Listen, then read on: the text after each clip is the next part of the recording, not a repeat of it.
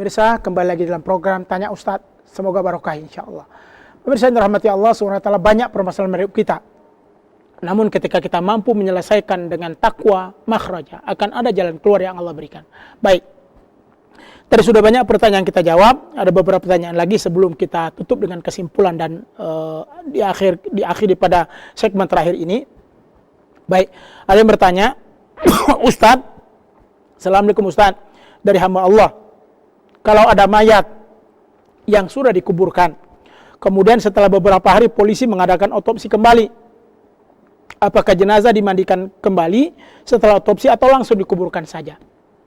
Baik, hamba Allah yang dirahmati Allah Subhanahu wa taala, otopsi tujuanlah untuk membuktikan hal-hal yang mungkin terjadi sebelum meninggalnya orang yang dimaksud.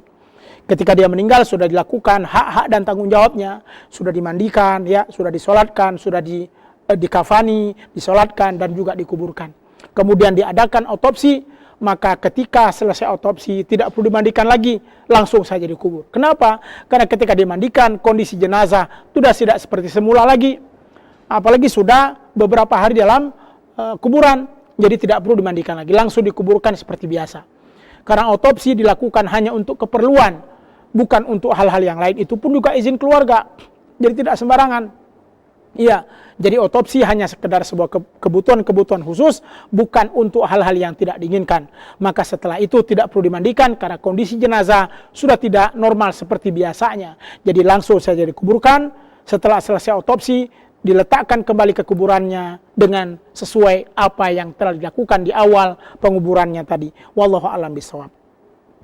Kemudian yang berikutnya, Assalamualaikum Ustadz, berdosakah saya sebagai menantu membawa anak perempuannya yang sudah saya nikahi untuk tinggal di rumah saya bersama orang tua saya? Tidak berdosa, karena itu adalah istri saudara. Cuman perlu komunikasi. Jangan main kabur dari rumah mertua, ya.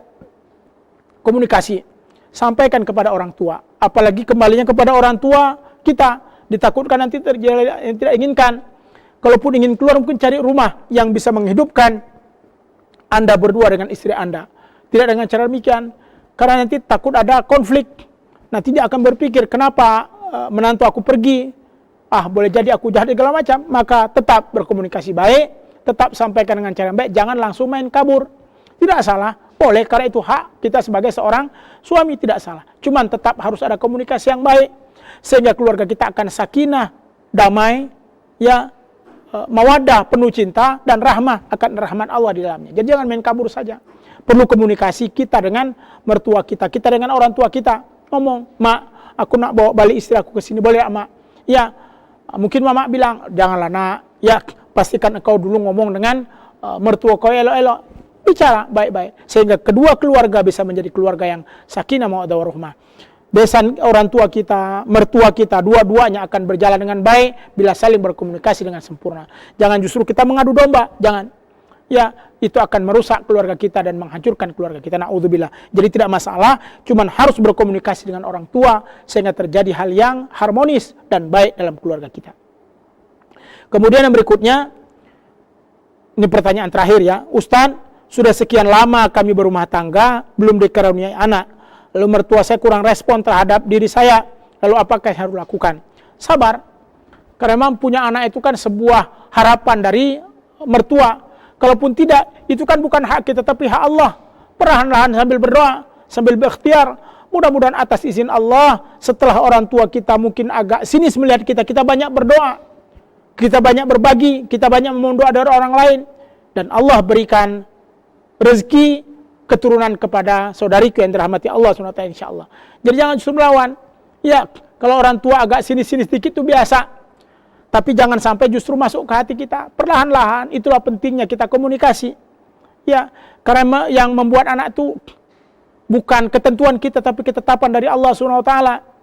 Allah yang mengamanahkan kita. Jadi tidak sembarangan. Ya, maka tetap sabar, jangan emosi, jangan marah, apalagi sampai kita bertengkar dengan orang tua kita. Na'udzubillah, akan menjadi hal yang tidak baik dan akan merusak kehidupan kita. Semoga Allah lindungi kita semua, insyaAllah.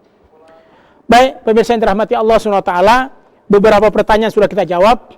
Ya, semoga apa-apa pertanyaan tadi bisa memberikan jawaban kebaikan kepada pemirsa, dan mudah-mudahan Allah rahmati kita. Baik, pemirsa yang dirahmati Allah, Tadi kita membahas tema tentang berbakti atau berbakti baik kepada orang tua. Karena itulah wajib.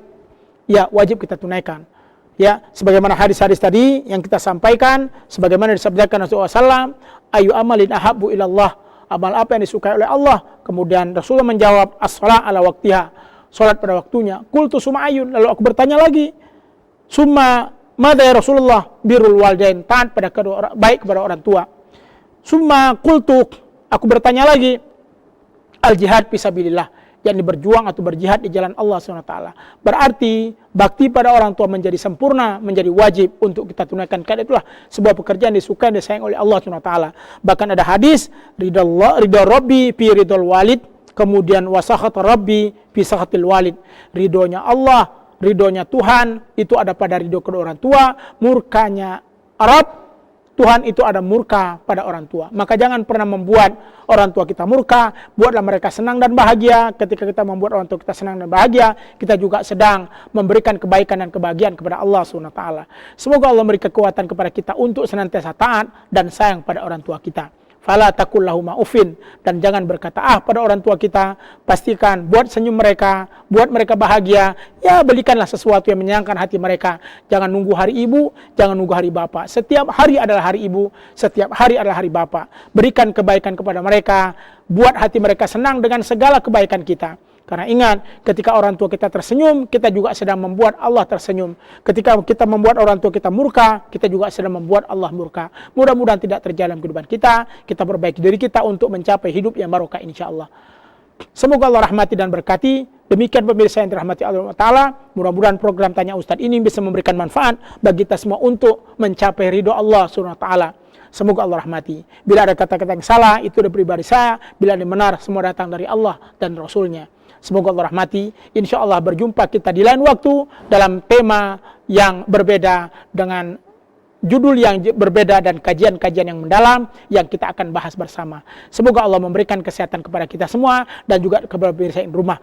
Kita tutup dengan kafaratul majlis. Subhanakallah wa bihamdika asyhadu an la ilaha illa anta astaghfiruka wa atubu ilaik. Kita mohon kepada Allah, mudah-mudahan Allah rahmati kita dengan sederet ilmu dan kebaikan.